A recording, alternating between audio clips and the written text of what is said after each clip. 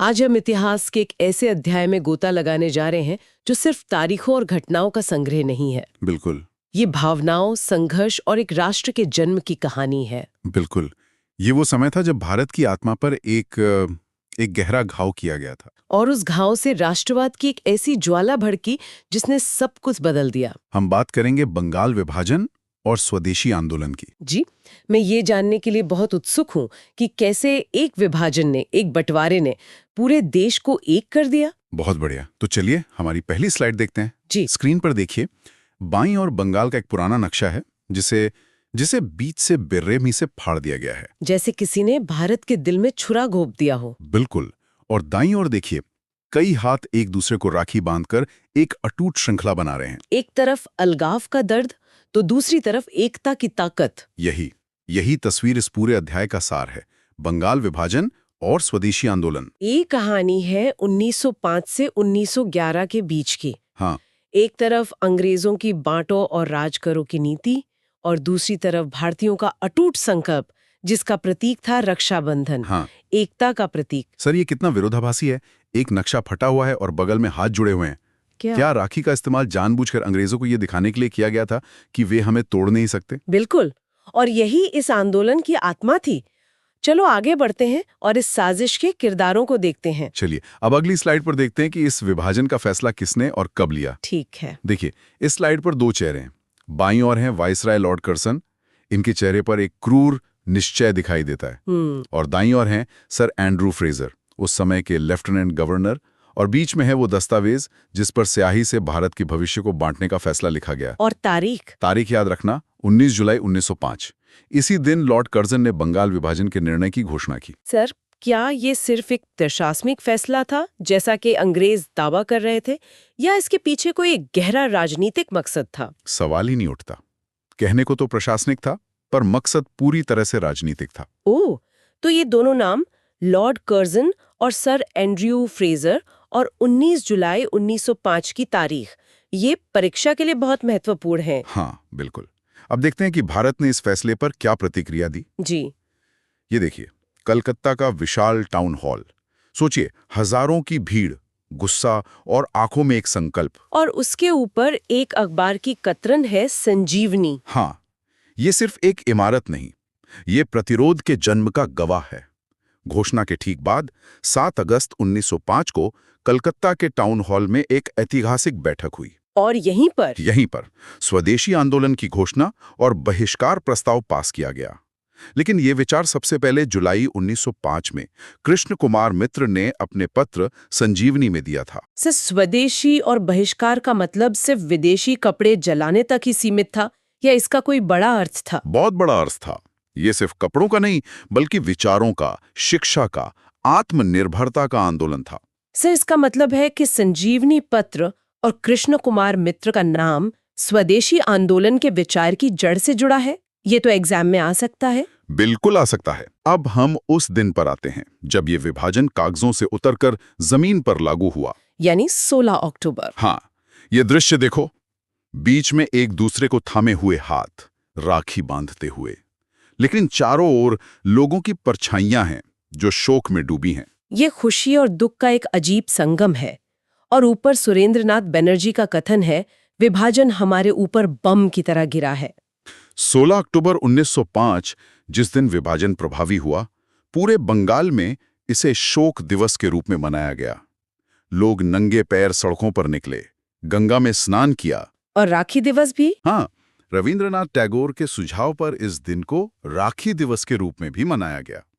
लोगों ने एक दूसरे को राखी बांधकर अपनी अटूट एकता का प्रदर्शन किया। सर, एक ही दिन शोक और एकता का उत्सव, ये कितना भावनात्मक रहा होगा। क्या टैगोर जी का मकसद ये दिखाना था कि राजनीतिक रेखाएं दिलों को नहीं बांट सकती?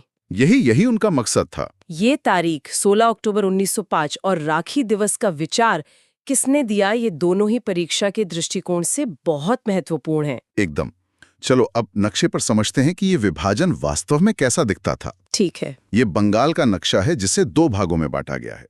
एक तीर पश्चिम बंगाल की ओर इशारा कर रहा है और दूसरा पूर्वी बंगाल और असम की ओर। तो पश्चिम बंगाल में कौन कौन से इलाके थे? पश्चिम बंगाल का मुख्यालय कलकत्ता था और इसमें पश्चिम बंगाल, बिहार और उड़ीसा शामिल थे। और पूर्वी बंगाल? पूर्वी बंगाल और असम में राजशाही, ढाका और चटगांव जैसे जिले शामिल थे। और इसके पहले लेफ्टिनेंट गवर्नर थे सर जोसेफ बैमफील्ड फुलर। सर, क्या ये विभाजन सिर्फ बंगाली भाषी लोगों को अलग करने के लिए था, या इसका उद्देश्य हिंदू और मुसलमानों को भी अलग करना था? इसका मुख्य उद्देश्य ही यही था। भाषा तो एक बहाना था, असली निशाना धर्म था। ओह, तो हमें दोनों नए प्रांतों के हिस्से और पूर्वी बंगाल के पहले प्रशासक का नाम याद रखना होगा। बिल्कुल। ये लड़ाई सिर्फ सड़कों पर नहीं, बल्कि लोगों के दिलों और जुबान पर भी लड़ी जा रही थी। चलो अगली स्लाइड देखते हैं। या देखो, गुरुदेव रविंद्रनाथ टैगोर का चित्र है। उनके चेहरे पर जो शांति है, वो उनके गीतों की ताकत को दर्शाती है। बगल में 2 महत्वपूर्ण गीतों का जिक्र है।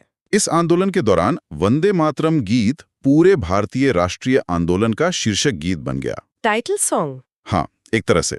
और इसी दौरान रविंद्रनाथ टैगोर ने आमार सोनार बांग्ला लिखा, जो आगे चलकर 1971 में बांग्लादेश का राष्ट्रीय गीत बना। बिल्कुल। सर, क्या ये सच है कि आमार सोनार बांग्ला टैगोर ने बंगाल की ग्रामीण सुंदरता और विभाजन के दर्द को महसूस करते हुए लिखा था? जी हाँ, ये बिल्कुल सच है। ये तो एक बहुत ही महत्वपूर्ण तथ्य है। आमार सोनार बांग्ला के रचयिता और इसका भविष्य में बांग्लादेश का राष्ट्रगान बनना बहुत महत्वपूर्ण। इस आंदोलन को व्यवस्थित करने के लिए कई संस्थाएं भी बनी। चलो उनके बारे में जानते हैं। जी। इस स्लाइड पर 3 प्रतीक हैं, एक खुली किताब, एक एकजुट भीड़ और एक पेंटिंग पैलेट। शिक्षा, संगठन और कला। एकदम सही। ये तीनों शिक्षा, संगठन और कला के माध्यम से स्वदेशी की भावना को दर्शाते हैं। 3 प्रमुख संस्थाएं थीं। कौन कौन सी?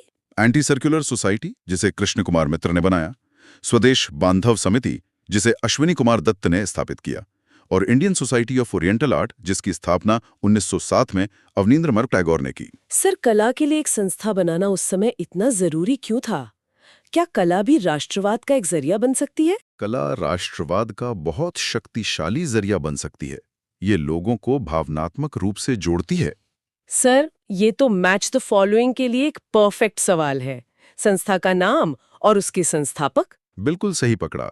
बंगाल में लगी ये आग सिर्फ बंगाल तक ही सीमित नहीं रही। देखो ये कैसे पूरे भारत में फैली।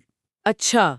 ये भारत का नक्शा है, और देखो कैसे बंगाल से निकलकर ये चिंगारी अलग अलग कोनों तक पहुंच रही है। महाराष्ट्र, दिल्ली, मद्रास, आंध्र प्रदेश। तो हर जगह इसे कोई ना कोई लीड कर रहा होगा। हाँ, महाराष्ट्र में इसका नेतृत्व लोकमान्य तिलक ने किया।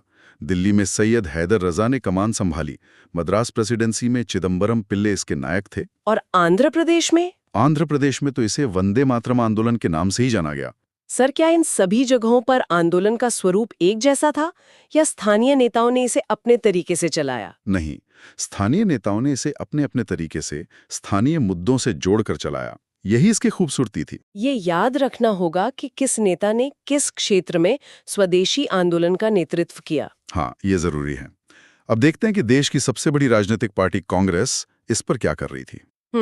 ये गोपाल कृष्ण गोखले का चित्र है, जिनके चेहरे पर गंभीरता और बुद्धिमत्ता झलकती है। 1905 में कांग्रेस का बनारस अधिवेशन, जी, जिसके अध्यक्ष गोखले जी थे।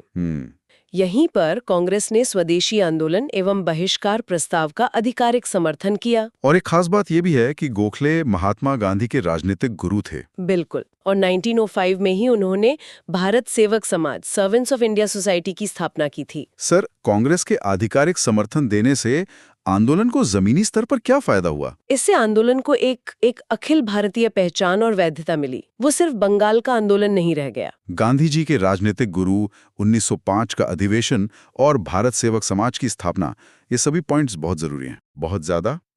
1 साल बाद कांग्रेस की मांग और बड़ी हो गई। अच्छा। ये देखो, Dadabhai Naoroji, grand old man of India, मंच पर खड़े होकर भाषण दे रहे हैं। उनके पीछे एक ही शब्द बड़े अक्षरों में लिखा है, स्वराज। ये 1906 का कलकत्ता अधिवेशन है। हाँ, अध्यक्ष दादा भाई नौरोजी ने पहली बार मंच से स्वराज की मांग की। ये एक ऐतिहासिक क्षण था। लेकिन स्वराज शब्द का पहला प्रयोग तो वो दयानंद सरस्वती ने किया था। ये बात भी ध्यान रखने वाली है।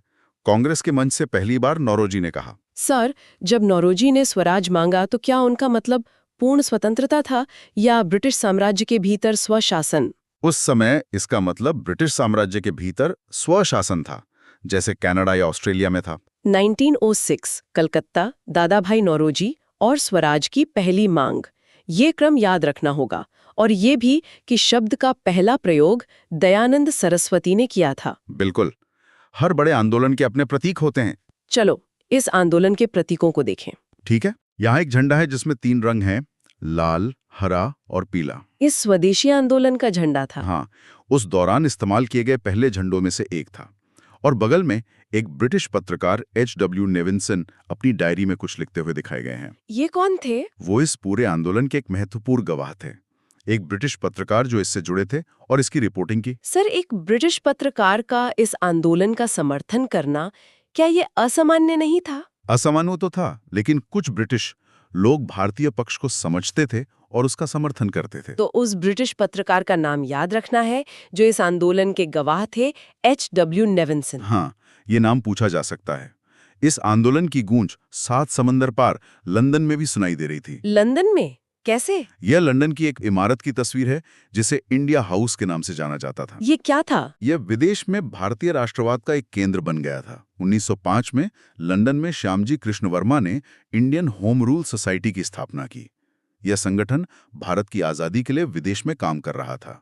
सर, लंदन में ऐसी सोसाइटी बनाने का मुख्य उद्देश्य क्या था? क्या वे ब्रिटिश जनता को प्रभावित करना चाहते थे? बिल्कुल, ब्रिटिश जनता और संसद तक भारत की आवाज पहुंचाना एक मुख्य उद्देश्य था। संगठन का नाम, स्थान, स्थापना वर्ष और संस्थापक, ये चारों ही परीक्षा के लिए बहुत महत्वपूर्ण है। हाँ, ये पूरा पैकेज ही एक सवाल है। इतने बड़े आंदोलन और संघर्ष का अंत क्या हुआ? चलो देखते हैं। जी, ये देखो, दिल्ली दरबार का भव्य दृश्य, सजे धजे हाथी, राजा महाराजे और ब्रिटिश अधिकारी। ये तो शक्ति प्रदर्शन जैसा लग रहा है। था भी वही। साल था 1911, दिल्ली दरबार लगा था। मुख्य अतिथि थे सम्राट जॉर्ज पंचम और महारानी मेरी। और वायसराय कौन थे तब? उस समय वायसराय थे लॉर्ड फार्डिंग द्वितीय।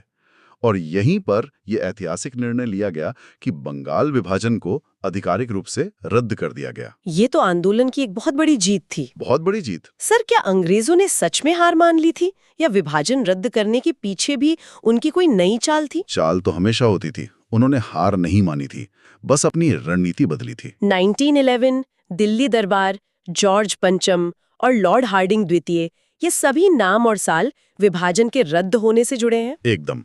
विभाजन रद्द करने के साथ ही एक और बड़ी घोषणा हुई। अच्छा। ये इंडिया गेट का एक वास्तुशिल्प ब्लूप्रिंट है। ये एक नए युग की शुरुआत का प्रतीक है। इसका क्या संबंध है? 1911 में ये घोषणा हुई कि भारत की राजधानी कलकत्ता के स्थान पर दिल्ली को बनाया जाएगा। ओह। इसे 1912 में लागू किया गया और नई दिल्ली के वास्तुकार थे एडविन लुटियंस और हर्बर्ट बेकर। सर, राजधानी को कलकत्ता से दिल्ली ले जाने का क्या कारण था? क्या ये बंगाल के राष्ट्रवाद के केंद्र को कमजोर करने की एक कोशिश थी? बिल्कुल, ये एक बहुत बड़ा रणनीतिक कदम था। कलकत्ता उस समय राष्ट्रवाद का गढ़ बन चुका था, तो राजधानी को वहां से हटाकर उन्होंने उस गढ़ के महत्व को कम करने की कोशिश की। राजधानी परिवर्तन की घोषणा 1911 और क्रियान्वयन 1912 के साल और वास्तुकारों के नाम याद रखने होंगे। जरूर। चलो अब इस पूरे आंदोलन की विरासत को समेटते हैं। ठीक है। देखो, बीच में एक चरखा और एक मशाल है जो आत्मनिर्भरता और क्रांति का प्रतीक है। इसके चारों ओर इस आंदोलन के परिणाम हैं। इसकी विरासत क्या थी? पहला, एकीकरण। बंगाल राजनीतिक रूप से फिर एक हुआ। दूसरा, नेतृत्व। सुरेंद्रनाथ बनर्जी ने आंदोलन का सफल नेतृत्व किया। और तीसरा, जागृति। यह आंदोलन जन जागरूकता का प्रतीक बना। नीचे की पंक्ति सब कुछ कह देती है। विभाजन ने दरार नहीं डाली, बल्कि राष्ट्रवाद की एक नई आग जलाई। हाँ। सर, क्या बंगाल का एकीकरण ठीक वैसा ही था जैसा वो विभाजन से पहले था, या उसमें कुछ बदलाव किए गए थे? नहीं, बदलाव किए गए थे। बिहार और उड़ीसा को अलग प्रांत बना दिया गया था, तो वो पुराना विशाल बंगाल वापस नहीं आया। ये स्लाइड पूरे अध्याय का सार है, इसे समझना बहुत जरूरी है। बिल्कुल। राधिका, बंगाल में जो हो रहा था वो बड़ी तस्वीर का सिर्फ एक हिस्सा था। चलो अब हम उसी दौर में भारतीय राजनीति के व्यापक परिदृश्य को देखते हैं। ठीक है। इस स्लाइड पर 3 तस्वीरें, दादा भाई नौरोजी, मुस्लिम लीग के गठन का स्थान और कांग्रेस के सूरत विभाजन का दृश्य। ये तीनों इस युग के 3 बड़े स्तंभ हैं। तो हम बात करेंगे भारतीय राजनीति के संधिकाल 1892 से 1909 की। हाँ, दादा भाई नौरोजी से लेकर सूरत विभाजन तक का एक विश्लेषण। सर, इस दौर को संधिकाल या ट्रांजिशनल पीरियड क्यों कहा जाता है? क्योंकि इसी दौर में भारतीय राजनीति का चरित्र बदल रहा था। नरमपंथी राजनीति से गर्मपंथी राजनीति की ओर एक बदलाव आ रहा था। जी। इस युग को समझने की शुरुआत हम grand old man of India से करते हैं, दादा भाई नौरोजी। हाँ, ये उनका एक गरिमापूर्ण चित्र है। उनके चेहरे का तेज उनके ज्ञान और अनुभव को दर्शाता है। उनका उपनाम था भारत का वयोवृद्ध नेता। जी, वो बॉम्बे के एल्फिंस्टन कॉलेज में गणित और भौतिकी के प्रोफेसर थे। उन्होंने रास्त गोफ्तार नाम की एक गुजराती पत्रिका भी प्रकाशित की। और वो कांग्रेस के अध्यक्ष भी रहे। एक बार नहीं, 3 बार, 1886, 1893 और 1906 में। सर, एक प्रोफेसर और पत्रकार होने के नाते राजनीति में उनकी इतनी गहरी रुचि कैसे विकसित हुई? वो मानते थे कि भारत की समस्याओं का समाधान राजनीतिक जागरूकता और सुधारों से ही हो सकता है। उनका उपनाम, पत्रिका का नाम और कांग्रेस अध्यक्ष बनने के वर्ष, ये सब याद रखने होंगे। हाँ, ये सभी महत्वपूर्ण तथ्य हैं। नौरोजी जी की लड़ाई सिर्फ भारत में नहीं थी, वो दुश्मन के घर में घुसकर लड़े। अगली स्लाइड देखो। ये तो ब्रिटिश हाउस ऑफ कॉमन्स के अंदर का दृश्य है। हाँ। कल्पना करो कि इन बेंचों के बीच पहली बार एक भारतीय आवाज गूंजी थी। कब की बात है ये? वर्ष 1892 में दादा भाई नौरोजी लिबरल पार्टी के टिकट पर फिन्सबरी क्षेत्र से चुनाव जीतकर ब्रिटिश संसद के सदस्य बने। ये तो एक अविश्वसनीय उपलब्धि थी। बिल्कुल, वे ब्रिटिश पार्लियामेंट में सदस्य चुने जाने वाले प्रथम भारतीय थे। सर, उस समय ब्रिटेन में एक भारतीय का चुनाव जीतना कितना मुश्किल रहा होगा? बहुत ज्यादा मुश्किल।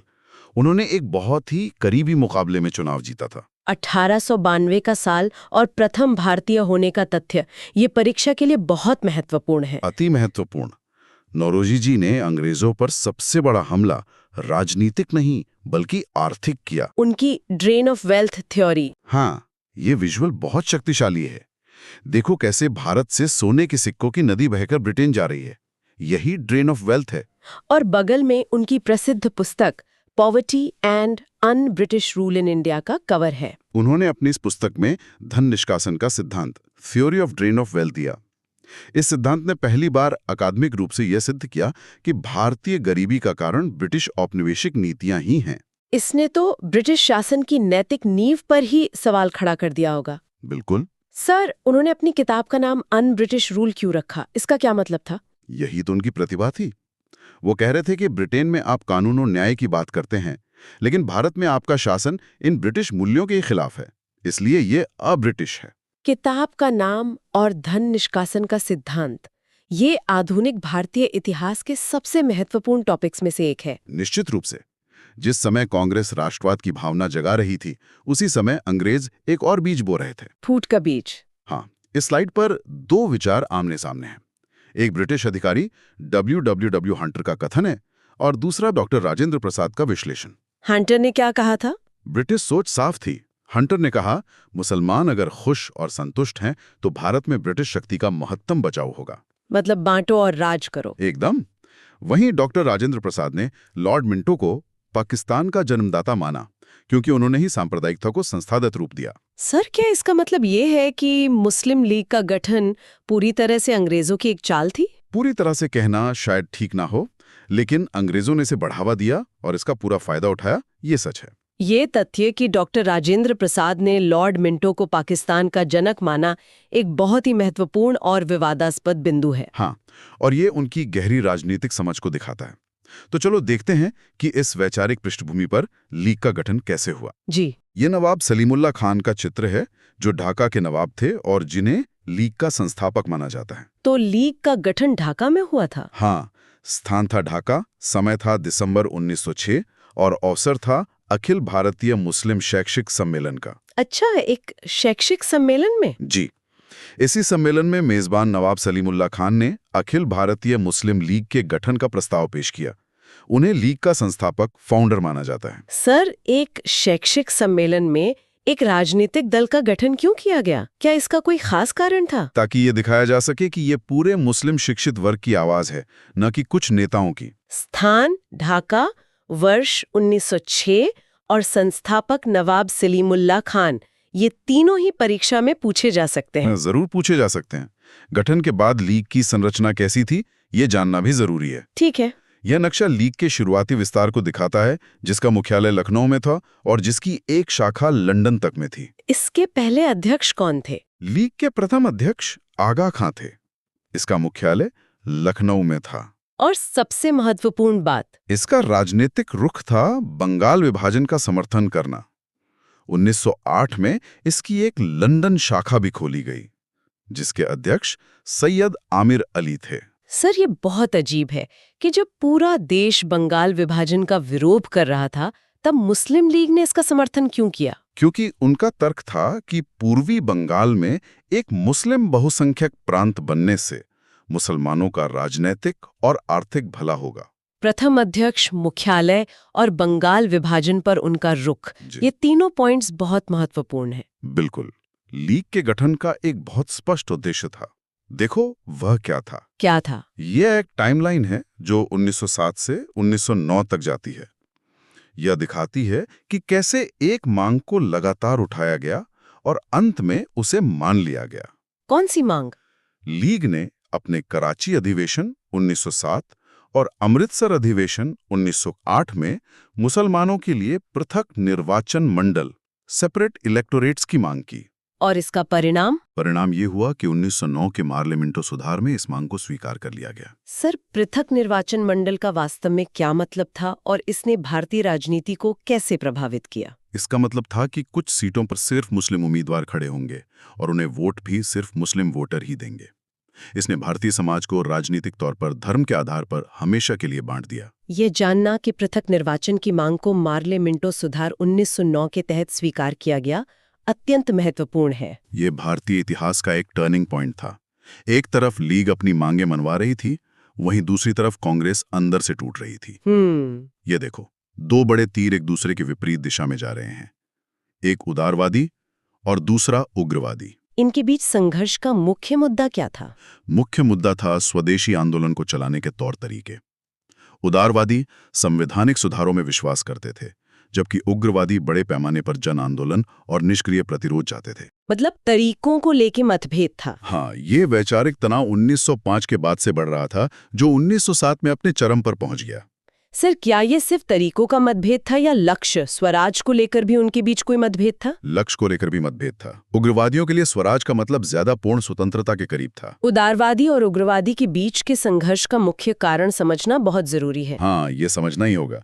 और ये तनाव एक विस्फोट में बदल गया। सूरत की फूट। हाँ, ये सूरत अधिवेशन का एक प्रसिद्ध रेखा चित्र है। इसमें कुर्सियां टूटी हुई हैं, लोग एक दूसरे पर चिल्ला रहे हैं, पूरी तरह से अराजकता का माहौल है। ये कांग्रेस के इतिहास का एक काला दिन था। बिल्कुल। स्थान था सूरत, ताप्ती नदी के किनारे। साल था 1907। अध्यक्ष थे रास बिहारी घोष और परिणाम हुआ कांग्रेस दो भागों, नरम दल और गरम दल में विभाजित हो गई। नीचे लिखा कथन बिल्कुल सही है। सूरत की घटना कांग्रेस के इतिहास में सर्वाधिक दुखद घटना है। हाँ। सर, अधिवेशन में ऐसा क्या हुआ था कि बात हाथापाई तक पहुंच गई? अध्यक्ष पद को लेकर कोई विवाद था क्या? हाँ, अध्यक्ष पद को लेकर ही विवाद शुरू हुआ। गरम दल लाला लाजपत राय को अध्यक्ष बनाना चाहता था और नरम दल रास बिहारी घोष को। वर्ष 1907, स्थान सूरत, अध्यक्ष रास बिहारी घोष और परिणाम विभाजन, ये सब कुछ परीक्षा के लिए अत्यंत महत्वपूर्ण है। बहुत ज्यादा। चलो अब इन दोनों दलों के प्रमुख चेहरों को पहचान लेते हैं। ठीक है। ये एक सीधी साधी लिस्ट है। नरम दल मॉडरेट्स में दादा भाई नौरोजी, फिरोज शाह मेहता, सुरेंद्रनाथ बैनर्जी और गोपाल कृष्ण गोखले जैसे नेता थे। और गरम दल? वहीं गरम दल एक्सट्रीमिस्ट का नेतृत्व लाल बाल पाल, लाला लाजपत राय, बाल गंगाधर तिलक, बिपिन चंद्र पाल और अरविंद घोष कर रहे थे। सर, क्या इन दोनों गुटों के नेताओं की सामाजिक पृष्ठभूमि में भी कोई अंतर था? हाँ, कुछ हद तक। नरम दल के ज्यादातर नेता पश्चिमी शिक्षा प्राप्त वकील, डॉक्टर या पत्रकार थे। गरम दल का जुड़ाव आम जनता से ज्यादा था। कौन सा नेता किस दल से संबंधित है, यह पहचानना परीक्षा का एक क्लासिक सवाल है। हमेशा से रहा है। चलो परीक्षा से पहले एक बार इन सभी महत्वपूर्ण तथ्यों को जल्दी से दोहरा लेते हैं। एक क्विक रिवीजन। हाँ, यह स्लाइड एक क्विक रिवीजन चार्ट की तरह है। जल्दी से देखते हैं। Poverty and un British rule in India, Naoroji. 1906, Muslim league. 1907, Surat विभाजन। 1909, मार्लिमेंटो सुधार। और संस्थापक? सलीमुल्लाह खां, लीग संस्थापक। आगा खां, लीग के प्रथम अध्यक्ष। रास बिहारी घोष, सूरत अधिवेशन के अध्यक्ष। और एक विशेष तथ्य, राजेंद्र प्रसाद ने लॉर्ड मिंटो को पाकिस्तान का जनक माना। राधिका, ये पूरी स्लाइड ही एक रेड एग्जाम अलर्ट बॉक्स है। इसका हर एक बिंदु एक संभावित प्रश्न है। जी सर, मैं समझ गई। तो चलो अब इस पूरे युग के सफर को समाप्त करते हैं। ठीक है। ये एक टाइमलाइन है जो 1892 नौरोजी से 1906 लीग और फिर 1907 विभाजन को एक चेन से जोड़ती है। ये दिखाती है कि कैसे एक घटना दूसरी घटना का कारण बनी। भाई नौरोजी ने धन निष्कासन के सिद्धांत से राष्ट्रवाद की नींव रखी। वहीं दूसरी ओर 1906-07 की घटनाओं मतलब लीग का गठन और सूरत विभाजन ने स्वतंत्रता संग्राम की दिशा को हमेशा के लिए बदल दिया। बिल्कुल सही। तो आज हमने देखा कि कैसे बंगाल का विभाजन सिर्फ एक जमीन का बंटवारा नहीं था, बल्कि दिलों को बांटने की एक कोशिश थी। और कैसे उस कोशिश के जवाब में राष्ट्रवाद की एक ऐसी लहर उठी जिसने पूरे देश को एक कर दिया। जी, लेकिन हमने ये भी देखा कि उसी दौर में सांप्रदायिकता और आंतरिक फूट के बीज भी बोए गए। बिल्कुल सही।